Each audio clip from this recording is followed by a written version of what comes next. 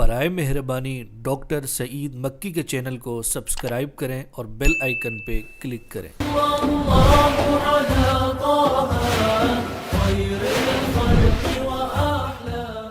الحمد للہ رب العالمین والصلاة والسلام علی اشرف المرسلین وعلی آلہ وصحبہ اجمعین وبعد۔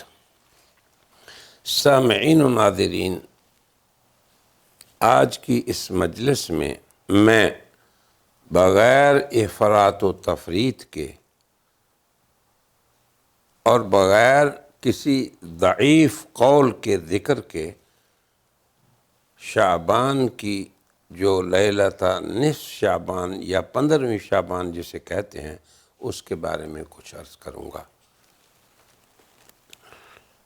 مشہور معروف مفسر حضرت اکرمہ رضی اللہ اور رحمہ اللہ تعالی، وہ قرآن حکیم کی ایک آیت حامیم والکتاب المبین انا انزلناہ فی لیلۃ مبارکۃ انا کنا منذرین فیہا یفرق کل امر حکیم، اس آیت کی تفسیر میں ان کی رائے، حضرت اکرمہ کی رائے ہے، جمہور علماء کی نہیں، جسے کہ تمام مفسرین مسلمین جو ہیں انہوں نے اپنی اپنی تفسیر میں ذکر کیا ہے۔ یہ ان کی رائے ہے، جبکہ جمہور کی رائے اس کے خلاف ہے۔ وہ یہ فرماتے ہیں کہ اللہ کا یہ جو ارشاد ہے کہ ہم نے لیلہ مبارکہ میں اسے نازل کیا اور جس سے ہمارا مقصود بندوں کو ڈرانا تھا، اور جو حکمت پر مبنی کام ہیں ان کا تصفیہ اس رات میں پاتے ہیں۔ اگرچہ جمہور مفسرین کی رائے یہ ہے کہ اس سے مراد وہ لیلۃ القدر ہے جو رمضان مبارک میں آتی ہے، مگر حضرت اکرمہ کی رائے یہ ہے کہ نہیں، یہ لیلۃ نصف شعبان ہے۔ یہ میں نے دیکھو دیانتداری سے ایک علمی تفسیری قول آپ کے سامنے پیش کیا ہے، مگر اس کے علاوہ چونکہ ہماری شریعت کے لیے اولین مرجعیت قرآن کے اسلام کے دو اساسی مرجعوں کو حاصل ہے، پہلے کتاب اللہ اور اس کے بعد سنت رسول اللہ صلی اللہ علیہ وسلم۔ اب ہم نے اس آیت کی تفسیر میں یہ بھی ذکر کیا کہ جمہور علماء کا قول یہ ہے کہ یہ لیلہ مبارکہ جس میں حکمت والے امور ہوتے ہیں یہ رمضان میں ہے، مگر حضرت اکرمہ فرماتے ہیں کہ نہیں، یہ لیلۃ نصف شعبان ہے۔ اور پہلی مجلس میں ہم نے یہ بھی ذکر کیا تھا رسول اللہ صلی اللہ علیہ وسلم کا یہ فرمانا جو صحیح حدیث میں ہے اور اس کا کسی رات سے تعلق نہیں۔ آپ نے فرمایا کہ شعبان میں کثرت سے روزے اس لیے رکھتا ہوں کہ لوگ اس میں غفلت سے رہتے ہیں، اور پھر دوسری بات یہ فرمائی کہ اس میں ترفع الاعمال الی رب العالمین، کو اعمال اٹھائے جاتے ہیں۔ یہ رسول اللہ صلی اللہ علیہ وسلم کا قول ہے اور سب حضرات نے ایسی احادیث کو صحیح فرمایا ہے۔ اب حضرت معاذ ابن جبل رضی اللہ تعالیٰ عنہ فرماتے ہیں عن النبی صلی اللہ علیہ وسلم قال یطلع اللہ الی جمیع خلقہ لیلۃ نصف من شعبان۔ ہم نے عرض کیا کہ قرآن اور سنت یہی دو مرجع ہیں، بغیر افراط و تفریط کے ہمیں سمجھنا چاہیے کہ رسول اللہ کی سنت اور دین سے ہمارا تمسک رہے، اور وہ کیا ہے؟ تو وہ فرماتے ہیں کہ رسول اللہ صلی اللہ علیہ وسلم نے فرمایا کہ یطلع اللہ الی جمیع خلقہ لیلۃ نصف من شعبان، کہ اللہ تعالیٰ کی ذات گرامی اپنی تمام مخلوق پہ جھانکتے ہیں، ان کو دیکھتے ہیں۔ کب؟ لیلۃ نصف من شعبان، شعبان کی 15ویں رات کو۔ فَيَغْفِرُ لِجَمِيعِ خَلْقِهِ، اور تمام مخلوق کو اپنی رحمت سے معاف کر دیتے ہیں۔ الا لمشرکن، مگر مشرک کو نہیں۔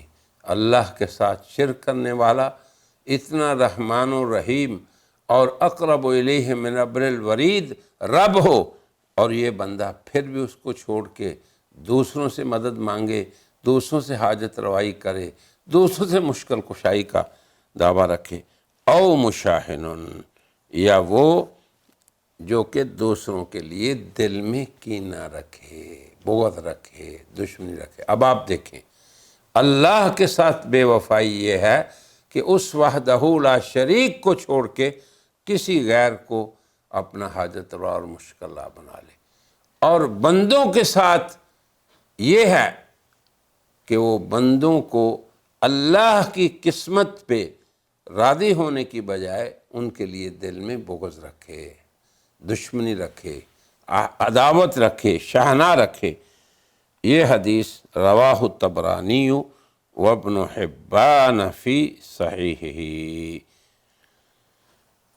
اب ایک دوسری حدیث دیکھیں جسے امام احمد اپنی مسند میں روایت کرتے ہیں، عن عبداللہ بن عمرو رضی اللہ عنہما ان رسول اللہ صلی اللہ علیہ وسلم قال یطلع اللہ عز وجل الى خلقہ لیلۃ النصف من شعبان، کہ اللہ تعالیٰ اپنے بندوں کی طرف خصوصی نگاہ فرماتے ہیں، فیغفر لعبادہ الا الاثنین، سب بندوں کو معاف کر دیتے۔ یہ ہے اللہ کی محبت ہمارے ساتھ، کہ اللہ کی محبت بہانے ڈھونڈتی ہے، کبھی مکان کی برکت، کبھی زمان کی برکت، کبھی رات کے آخری حصے کی برکت، کبھی تنہائی کی برکات۔ اب دیکھیں پھر فیغفر لعبادہ الا الاثنین، دو کے سوا سب کی مغفرت ہو جاتی ہے۔ مشاحن، جو پہلے بھی گزر چکا، لوگوں کے لیے دل میں عداوت رکھنا، وقاتل نفس، یا کسی انسان کو ناحق قتل کرنے والا۔ اللہ اکبر۔ یہ جو حدیث ہم نے ابھی ذکر کی ہے، اوردہ الالبانی فی سلسلۃ الاحادیث الصحیحہ، اسے شیخ البانی رحمہ اللہ جو اس دور کے بہت بڑے محدث گزرے ہیں اور احادیث کی تحقیق میں ان کا نام ضرب المثل ہے اس دور میں، وہ فرماتے ہیں کہ یہ احادیث صحیحہ میں سے ہے۔ تو اب آپ دیکھ لیں، ہم یہ نہیں کہہ رہے کہ لیلۃ النصف من شعبان میں آپ یہ کریں یہ کریں، یہ ایسی بات نہیں، یہ اللہ کی رحمت کو ہم خصوصی کو بیان کر رہے ہیں اس رات میں، تو یہ پھر بہرحال اس کی فضیلت میں سے ہے۔ اللہ اکبر۔ حضرت ابو موسیٰ رضی اللہ تعالیٰ عنہ، جسے ابن ماجہ نے روایت کی ہے، فرماتے ہیں عن النبی صلی اللہ علیہ وسلم ان اللہ لیطلع، اب آپ دیکھیں ان حرف تحقیق ہے، بے شک، یقیناً اللہ یہ کام کرتے ہیں۔ ان یہ پہلا کلمہ ہے تحقیق اور تصدیق اور بات کے پختہ ہونے کے لیے۔ پھر آگے فرمایا لیطلع، فعل مضارع سے پہلے جب مفتوح لام آ جائے تو یہ ایک دوسرا مؤکد ہے کلام کا، یہ بھی تاکید ہے۔ وہ فرماتے ہیں لیطلع لیلۃ النصف من شعبان، کہ اللہ اپنے بندوں کو شعبان کی 15ویں رات جب خصوصی رحمت سے دیکھتے ہیں، فَيَغْفِرُ لِجَمِيعِ خَلْقِهِ إِلَّا لِمُشْرِكٍ أَوْ مُشَاهِنٍ، وہی مشرک اور وہی مشاہن یہ اللہ کی رحمت سے اس دن بھی، اس رات بھی محروم رہتے ہیں۔ تو یہ اس مضمون کی بہت سی روایات ہیں، جن میں بعض روایات میں کچھ دیگر گناہوں کا بھی ذکر ہے۔ ایک روایت جسے بزار اور بیہقی نے حضرت ابوبکر صدیق رضی اللہ عنہ سے نقل کیا ہے، وہ فرماتے ہیں کہ نبی پاک صلی اللہ علیہ وسلم نے فرمایا ینزل اللہ الی السماء الدنیا، اللہ آسمان دنیا پر اترتے ہیں۔ لیلۃ نصف من شعبان، رمضان کی 15ویں رات کو، جو مہینے کا نصف ہوتا ہے۔ فیغفر لکل شیء الا لرجل مشرک او رجل فی قلبہ شحناء، ہر بندے کی مغفرت ہو جاتی ہے سوائے اس کے جو دوسروں سے بغض رکھے، دشمنی رکھے، یا اس کے دل میں اللہ کے بارے میں اللہ اکبر رائے برابر بھی شرک ہو۔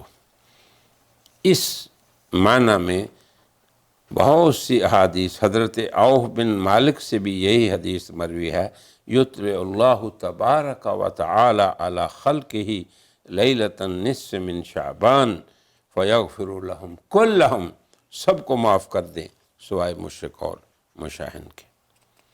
اور ایک حضرت عثمان بن ابی العاص سے روایت ہے جو تھوڑی سی جس کے الفاظ مختلف ہیں، وہ فرماتے ہیں اذا کان لیلۃ النصف من شعبان، اب آپ دیکھیں اللہ کی شفقت کو، رحمت کو، بندوں کے لیے محبت کو، اس کے لیے بندوں کے لیے اس کے کرم کو۔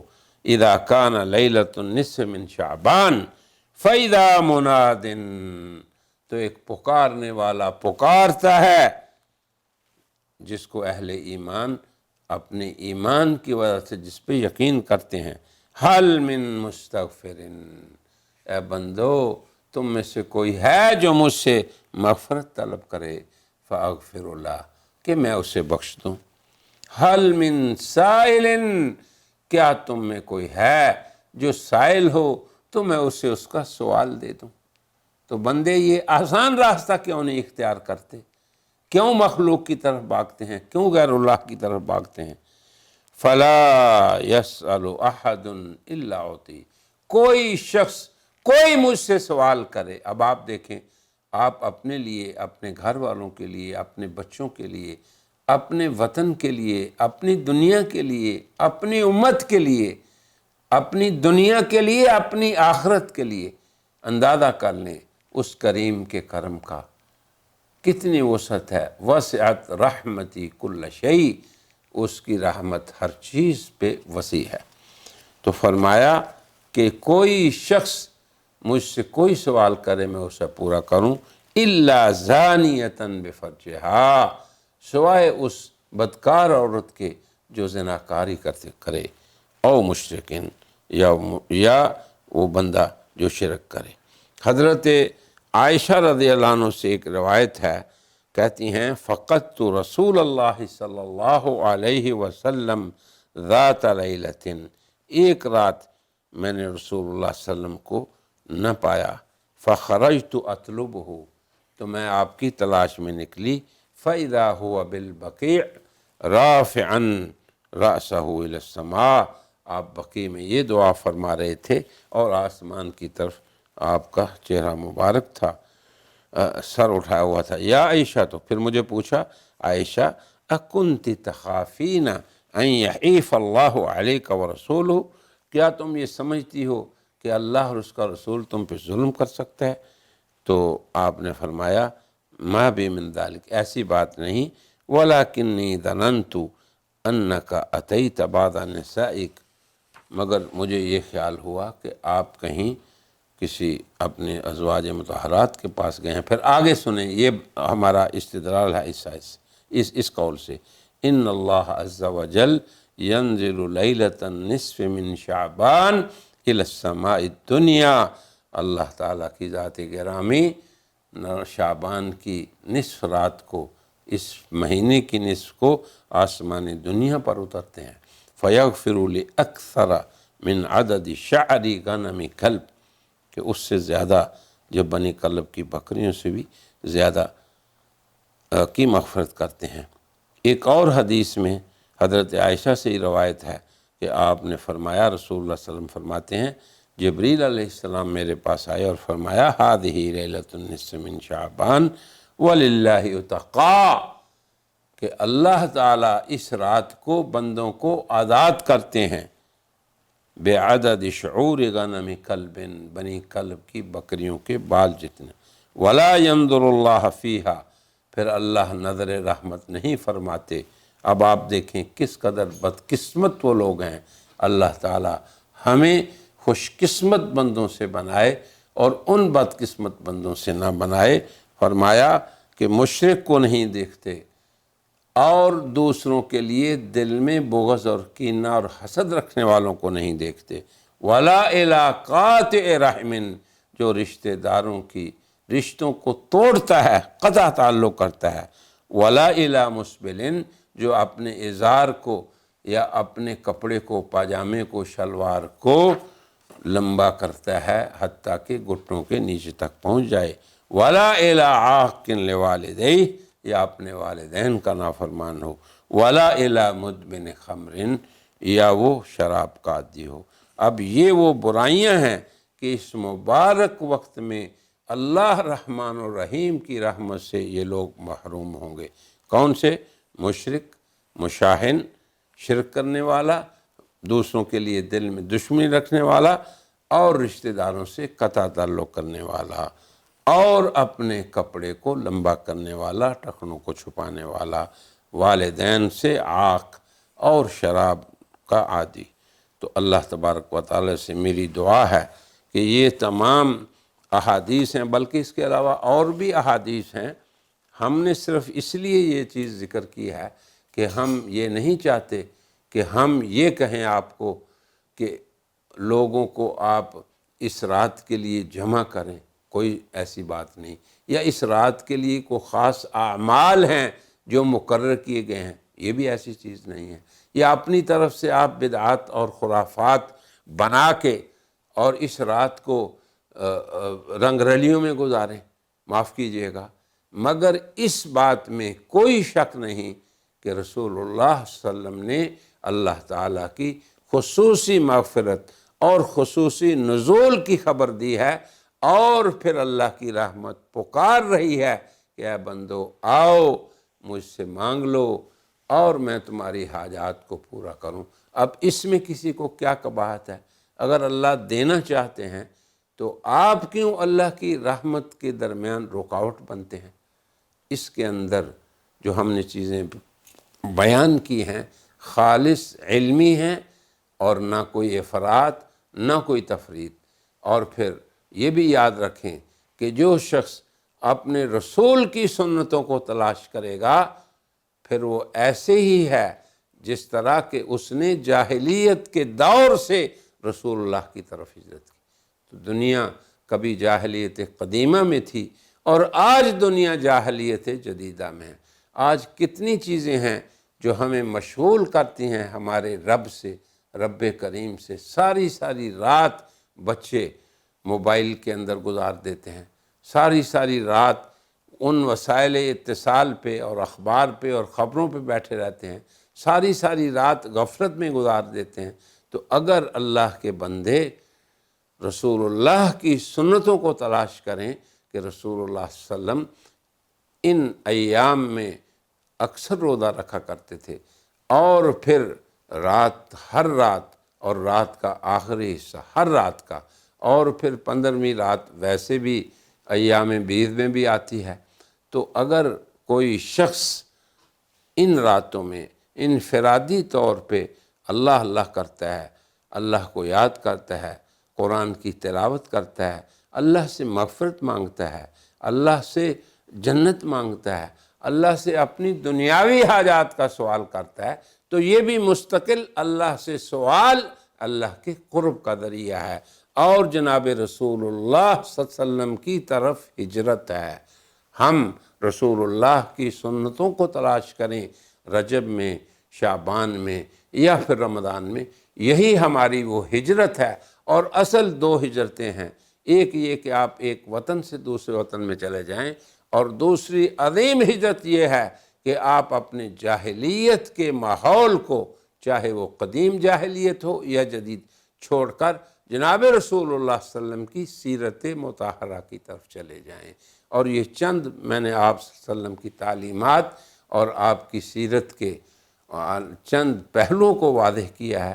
میری دعا ہے کہ اللہ تعالی ہم سبھی کو ان مبارک مقامات کی برکات سے بھی محظوظ فرمائے اور ان مبارک ایام اور راتوں کی برکات سے بھی امت کو اللہ تعالیٰ دنیاوی اور اخروی ترقیات سے مشرف فرمائے۔ وآخر دعوانا ان الحمد للہ رب العالمین۔